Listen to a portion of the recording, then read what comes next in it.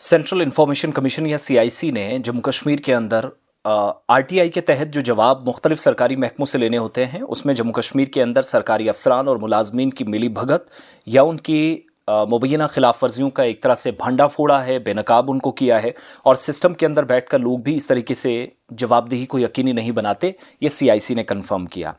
Commission की तरफ से अब सीनियर अफसरान को नोटिस गए हैं, मैं उस पर भी आऊँगा, लेकिन मुकम्मल तौर पर लापरवाही, संगीन खिलाफ वर्जियाँ सीआईसी के मुताबिक राइट टू इंफॉर्मेशन एक्ट में जवाबदेही में हुई है और इसको बेनकाब करना ज़रूरी था। एक दरख्वास्त गुजारने के एप्लीकेंट ने 14 फरवरी 2024 को आरटीआई एप्लीकेशन दी और सवाल पूछा था कि मुख्तलिफ सरकारी स्कीमों के तहत पंचायतों को मिलने वाली रकम और प्रधानमंत्री आवास योजना PMAY के जो मुस्तफ़ीदीन के असल तादाद है उनकी कितनी तादाद है वो बताइएगा। तो जवाब 30 दिन के बजाय 3 महीने से दिया गया। 30 दिन में जवाब देना होता है आरटीआई के मुताबिक, 30 वो लेट दिया गया। जवाब मुकम्मल और नुक्तावार नहीं था, उसमें भी लापरवाही। और पहली जो अपीलें थी उस पर कोई फैसला नहीं दिया गया, ये आरटीआई के जवाब में पता चला। अब सीआईसी ने क्या कहा कि ये आरटीआई कानून की खुल्लम खुला खिलाफ वर्जी है।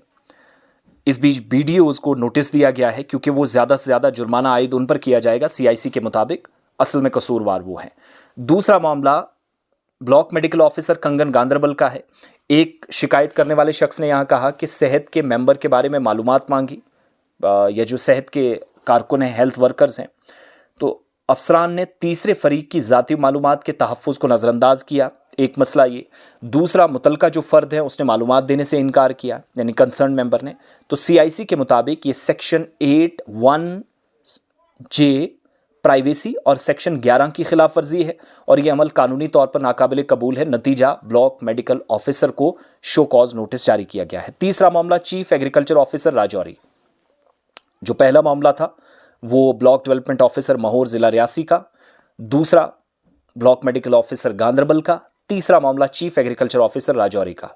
मालूमात सिर्फ सीआईसी के समाअत के बाद फराहम की गई, यानी पहले बात अदालत में पहुंची, कोर्ट में पहुंची, तो उसके बाद कोई अबूरी जवाब नहीं दिया गया, इंटरिम कोई रिस्पॉन्स नहीं आया। वजह क्या थी?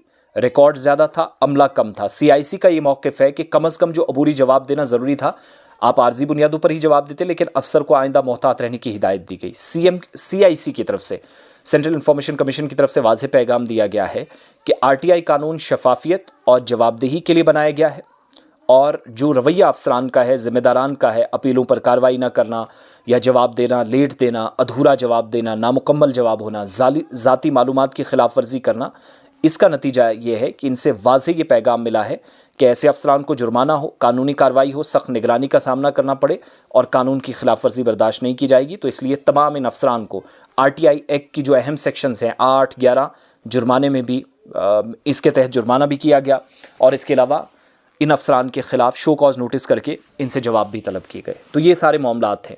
आज भी सरकारी महकमे में आप आरटीआई फाइल के लिए एक लास्ट ऑप्शन बचता है, वो 2004-5 के कानून के मुताबिक आप सरकारी महकमों की कारकर्दगी क्या है, स्टेटस रिपोर्ट्स क्या है, परफॉर्मेंसेस क्या है, you will get to know कि आपको जवाब 30 दिन के बजाय 90 दिन के बाद, 120 दिन के बाद, 7 महीने के बाद, साल के बाद आएगा। और यहाँ तो सीआईसी के बाद बात पहुँची, फिर जाकर ये महकमे इसके बाद जो है वो जागे हैं। तो ये सारे अनफॉर्चुनेट इंसिडेंट्स हैं जिसके बाद अदालत ने बहुत सख्त मौक़िफ़ इस पर अख्तियार किया सीआईसी की तरफ से और आरटीआई में जो लैप्सेस पाए गए जम्मू कश्मीर के अंदर, ब्लॉक डेवलपमेंट ऑफिसर, BMOs को ब्लॉक मेडिकल ऑफिसर और ब्लॉक डेवलपमेंट ऑफिसर को नोटिस गया है, बाकियों को इंतबाह दिया गया है।